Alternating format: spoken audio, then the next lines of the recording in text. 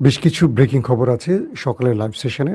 প্রথম, সৌদি আরব এবং কুয়েত থেকে মার্কিন ঘাঁটি সরিয়ে ফেলা হচ্ছে। ইরানের সবচেয়ে বড় সাফল্য এখানে একটি। পাশাপাশি আইআরজিসির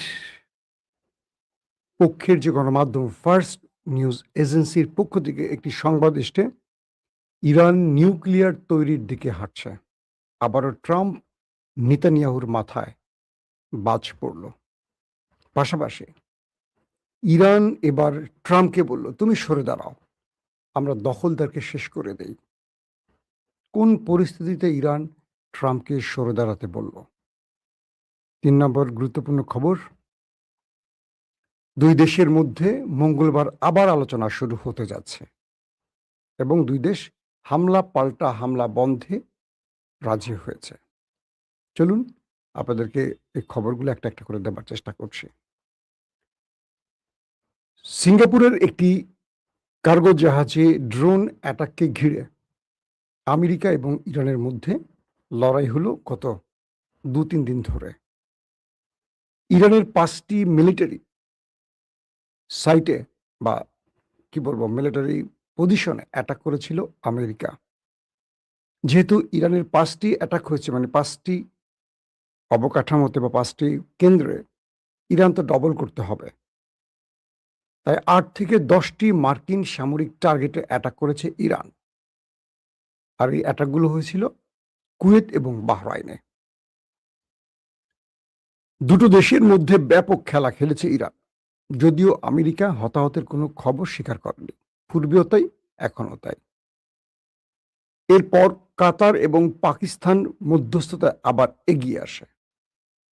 সর্বশেষ ইরান এবং আমেরিকা রাজি হয়েছে, তারা আবার আলোচনায় বসবে হরমুজ প্রণালী কেন্দ্রিক, এবং আপাতত দুই দেশ আর কোনো আক্রমণ করছে না, এই বিষয়ে রাজি হয়েছে। আগামী মঙ্গলবার এই দুই দেশ বসবে কাতারে এবং সেখানে আলোচনা করবে। তার মানে আবারও আলোচনা। ওই যে আমি আপনাদের বললাম, জুমাবার রাতে অ্যাকশন শুরু করবে ট্রাম্প, ইরান পাল্টা অ্যাটাক করবে, হলিডে শেষ হয়ে আবার মার্কিন স্টক মার্কেট খুলবে, আবার যুদ্ধ থেমে যাবে, আবার ঠিক একই কায়দায় করবে। এই যুদ্ধটাকে বাণিজ্যিক যুদ্ধ বলতে পারি ট্রাম্পের। মূল বিষয় হলো যে ইরান বলছে আমেরিকাকে, তোমাদের সাথে আমাদের যে চুক্তিগুলো হয়েছে, এই চুক্তিতে বলা আছে হরমুজ ইরানের তত্ত্বাবধানে থাকবে। এটা নিরাপত্তা থেকে শুরু করে প্রত্যেকটি বিষয়ের দেখভাল ইরান করবে। তোমরা সেখানে সিগনেচার করেছো, কিন্তু এখন তোমরা কেন হরমুজে এসে আমাদের উপর অ্যাটাক করছো?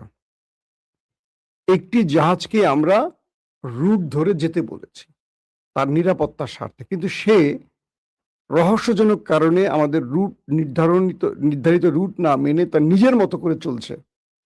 এটাকে সতর্ক করা হয়েছে এবং এটার উপর যে কেউ ফলস ফ্ল্যাগ অপারেশন করেছে।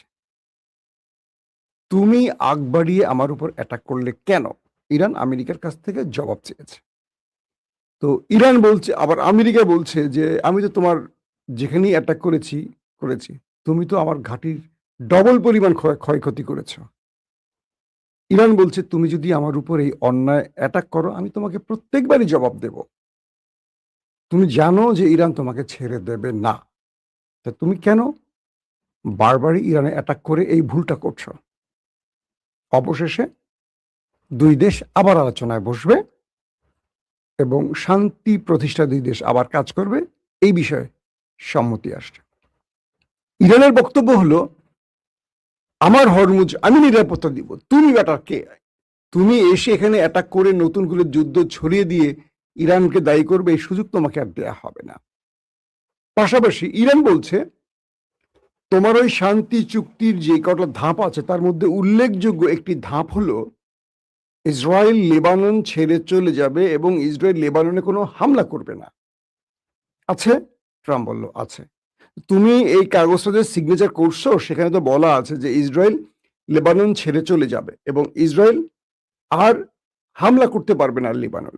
তো ইসরায়েল লেবাননে হামলাও করছে এবং লেবাননের অনেক অঞ্চল দখল করে এখনো বসে আছে।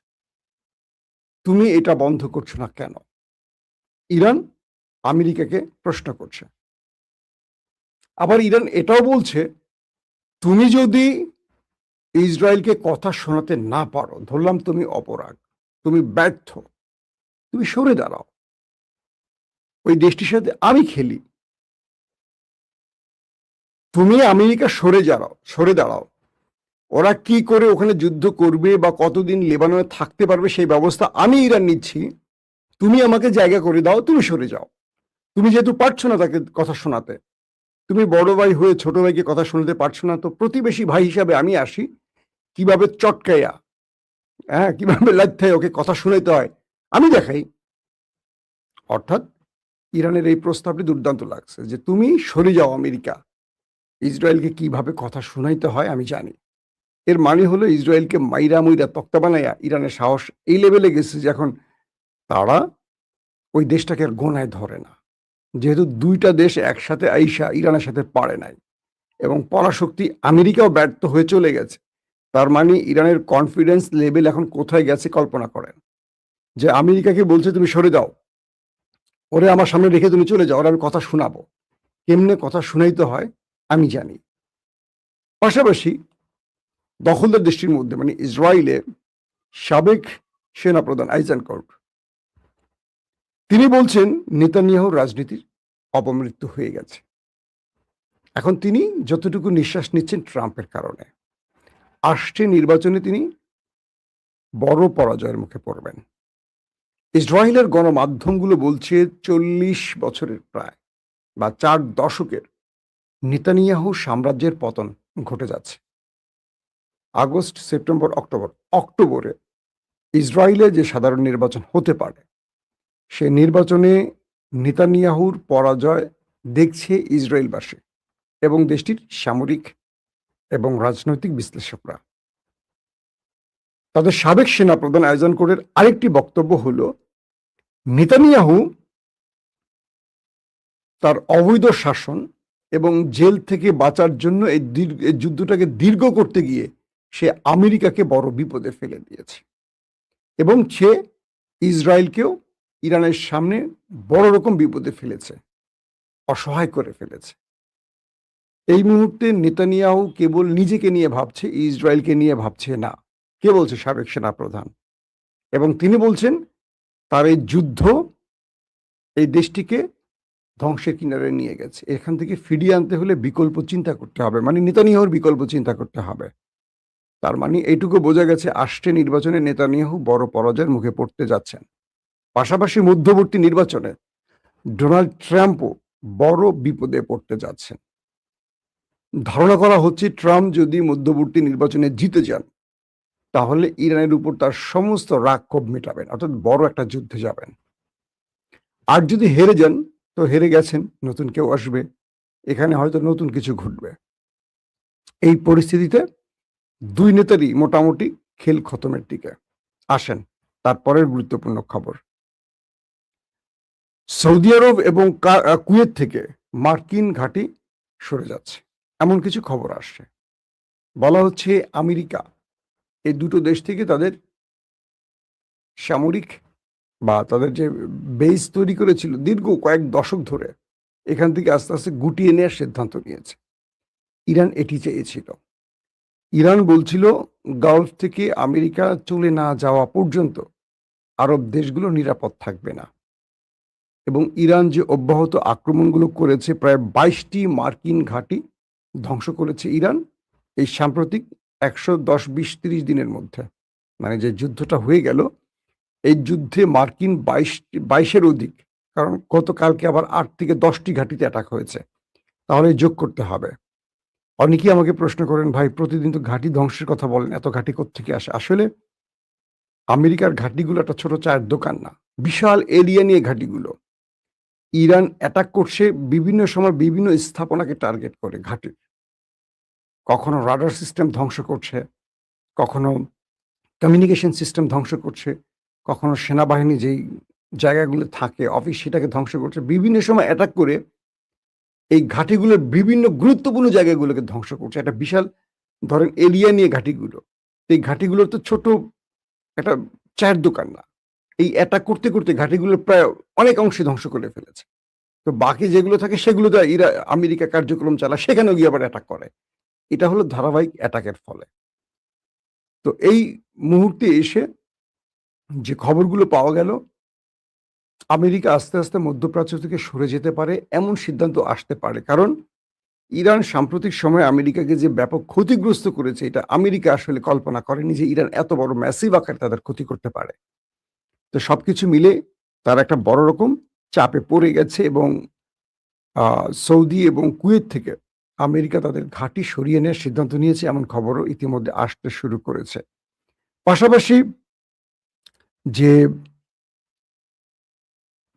আইআরজিসির অন্যতম মুখপাত্র, সংশ্লিষ্ট গণমাধ্যম ফার্স্ট নিউজ, তাদের বরাত দিয়ে যুক্তরাজ্য ভিত্তিক ইরান ইন্টারন্যাশনাল যে খবরটি দিয়েছে, সেখানে বলা হয়েছে যে ইরানের সামরিক বাহিনী বা আইআরজিসি বা রাষ্ট্রের গুরুত্বপূর্ণ কর্তারা ভাবছেন বিশ্বে এই মুহূর্তে ভারসাম্য রক্ষা করতে হলে ইরানকে নিউক্লিয়ার বোমা বানাতেই হবে।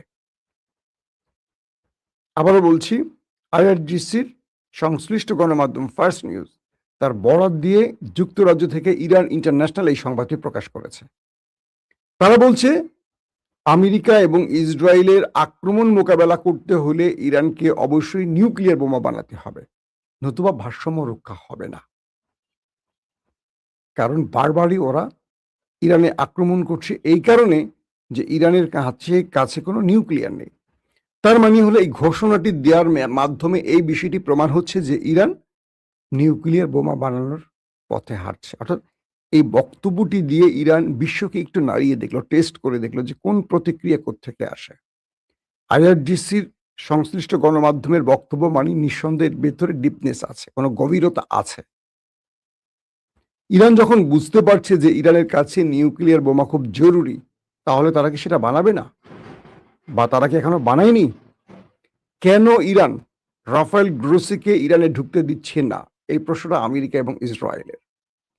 আইএই এর মানে যিনি প্রধান, এই যে অ্যাটমি এনার্জি কাউন্সিল নাকি বলে অ্যাসোসিয়েশন, তার যে প্রধান ইন্টারন্যাশনাল, তাকে ঢুকতে দিচ্ছে না। ইরান বলছে এই ব্যক্তি হলো এই দুটো রাষ্ট্রের চর, আমেরিকা এবং ইসরায়েলের। তিনি তাদের পরমাণু বিজ্ঞানীদের তালিকা ধরে দিয়ে তাদেরকে হত্যা করিয়েছেন। সকল নথি তথ্য ইসরায়েল আমেরিকাকে দিয়ে দিয়েছে, মোসাদ সিআইকে দিয়ে দিয়েছে। তাকে আমরা ঢুকতে দেব না। তো আমেরিকার ভয়টা হলো ইরান হয়তোবা বানিয়ে ফেলেছে বা বানানোর পথে, দুটোর একটা হবে। কারণ সাম্প্রতিক সময় ইরানের কোনো নিউক্লিয়ার সাইটগুলোতে আমেরিকার কোনো প্রতিনিধি ঢুকতে পারছে না, ইন্টারন্যাশনাল বা কি বলে জাতিসংঘের কোনো প্রতিনিধি ঢুকতে পারছে না। এই সময়টি ইরান কেন ধীরে ধীরে সময় নিচ্ছে বা সময় ক্ষেপণ করছে, এটাও আমেরিকার প্রশ্ন। আজকে আইআরজিসির বরাতে যেই সংবাদটি আসলো, ইরান তার রাষ্ট্রের সার্বভৌমত্ব রক্ষায়, শত্রুর বিরুদ্ধে সার্বভৌমত্ব রক্ষায় নিউক্লিয়ার বানানোর জরুরিয়াত নিয়ে যে বক্তব্যটি দিচ্ছে, এটাই হলো নিউক্লিয়ার বানানোর একটি ইঙ্গিত বলে মধ্যপ্রাচ্যের অনেক রাজনৈতিক বিশ্লেষক মনে করছেন। তার মানে ইরান সেই দিকে হাঁটছে, এটা আমরা মোটামুটি বলতে পারি। দর্শক, পাশাপাশি শেষ যে খবরটি আসছে যে ট্রাম্প এবং নেতানিয়াহু বলছে যদি ইরান কোনোভাবে আবার নিউক্লিয়ার বোমা বানানোর চিন্তা করে বা বানায়, তাহলে দেশটিকে পুরোপুরি ধ্বংস করে দেয়া হবে। এটা ট্রাম্পের পক্ষ থেকে আবার ঘোষণা আসছে। ট্রাম্প এরকম ঘোষণা প্রতিদিনই দিচ্ছেন, আমরা প্রতিদিনই শুনছি। পরে দেখি যে নিচের ধুতি, মানে ট্রাম্পের নিজের ধুতি খুলে গেছে, টুনটুনি বেরিয়ে গেছে, এই অবস্থা। অবশেষে নাকে খত দিয়ে মুচলেকা দিয়ে কোন রকম যুদ্ধ থেকে বেঁচে যাচ্ছেন, আবার নিজে মিস অ্যাডভেঞ্চার চালাচ্ছেন। এভাবেই চলছে রাষ্ট্রটি। ট্রাম্পের মানে সিদ্ধান্ত কি ট্রাম্পের দেশের মানুষও ভালো করে বোঝে না। দর্শক, বিদায় নিচ্ছি এখনকার মতো। আজকে আরো ব্রেকিং খবর আসলে বিকেলে বা রাতে আবারও হাজির হব আপনাদের সামনে। অবশ্যই আমার জন্য দোয়া করবেন।